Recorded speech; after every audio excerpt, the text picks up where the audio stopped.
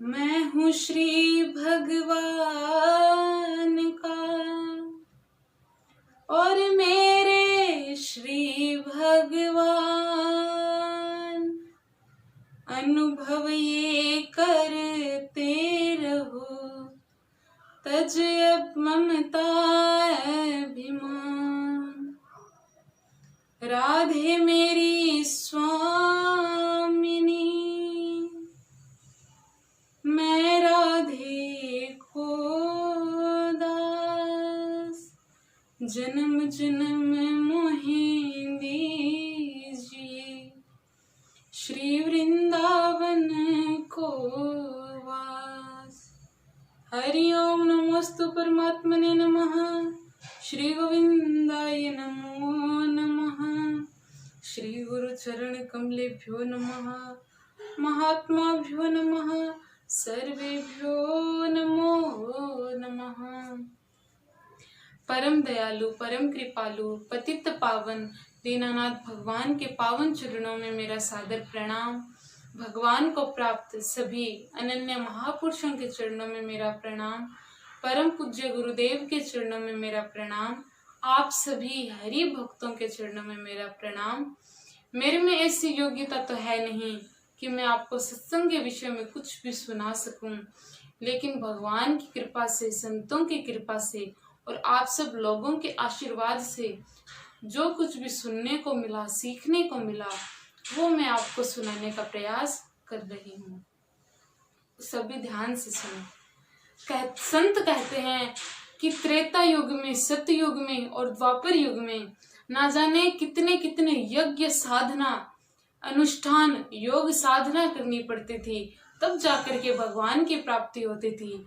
परंतु संत कहते कि कलयुग में तो भगवान बड़ा ही सस्ता है। इस कलयुग में भगवान बड़ा सस्ता है। कैसे कि भागवत में आया कि कलौ केशव कीर्तना, कि भगवान का संत कहते हैं कि इस कलयुग में भगवान बहुत सस्ते हैं, कि इस कलयुग में केवल भगवान के नाम की व कीर्तन की ही महिमा है।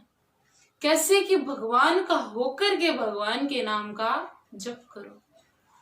अजामिल कितना पापी और दुराचारी था, उसने अपने पुत्र के बहाने श्री नारायण का नाम लिया, नारायण को पुकारा और वहीं भगवान के पार्षद आ गए और उसको यमराज के दूतों से बचाया।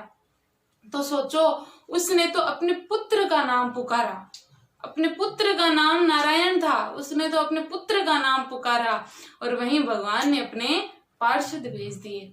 तो सोचो, यदि हम भाव से, सच्चे हृदय से, लगन से अगर ठाकुर जी का नाम लेंगे तो क्या हमारा कल्याण नहीं होगा? होगा, अवश्य होगा। संत कहते हैं आज ही नहीं बल्कि अभी हो जाएगा। लेकिन कोई सच्चे हृदय से ठाकुर जी का नाम ले तभी तो। क्यों? क्योंकि कहते हैं कि राम से बड़ा राम का नाम, कि राम जी का नाम तो राम जी से भी बड़ा है।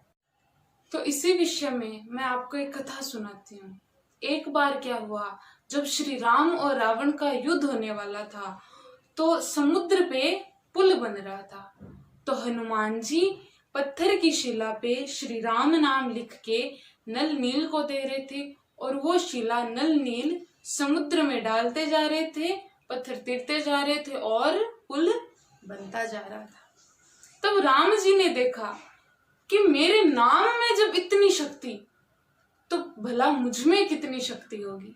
तो राम जी के मन में ये विचार आया। तो राम जी ने सोचा कि देखूं तो सही कि मेरे में कितनी शक्ति होगी फिर।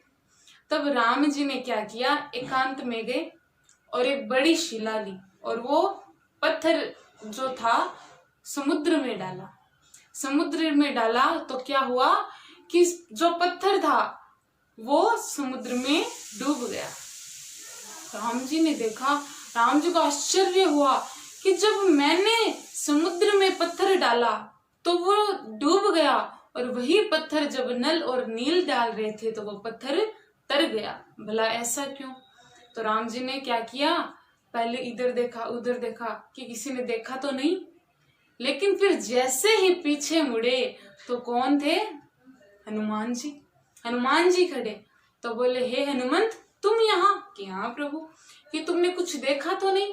कि प्रभु मैंने तो सब कुछ देख लिया। तो बोले तुमने देख तो लिया, परंतु सुनो, किसी को बताना नहीं। कि नहीं प्रभु मैं तो सबको बताऊंगा। तो कहते हैं कि राम जी बोले कि पहले बताओ तो सही कि हे हनुमंत, जब आप नल नील को पत्थर दे रहे थे तब वो पत्थर पानी में तिर गए, लेकिन मेरे जो पत्थर थे वो डूब कैसे गए। तब हनुमान जी ने बड़ा ही सुंदर जवाब दिया और बोले हे प्रभु, जिसे आप छोड़ोगे वो तो डूबेगा ही, जिसे आप छोड़ोगे वो तो डूबेगा ही, और जिसका हाथ आप एक बार थाम लोगे वो तो भव सागर से ही तर जाएगा, वो तो भव सागर से ही पार हो जाएगा।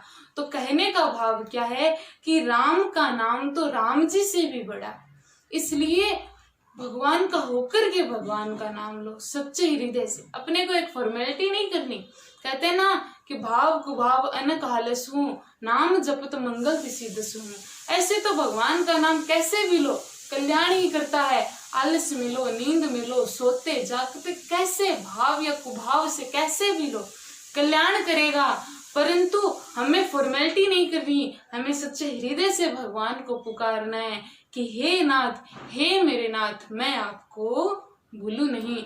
एक बार सच्चे हृदय से भगवान को पुकारो और राम जी का नाम सच्चे हृदय से लो। जय श्री राम, जय श्री राधे।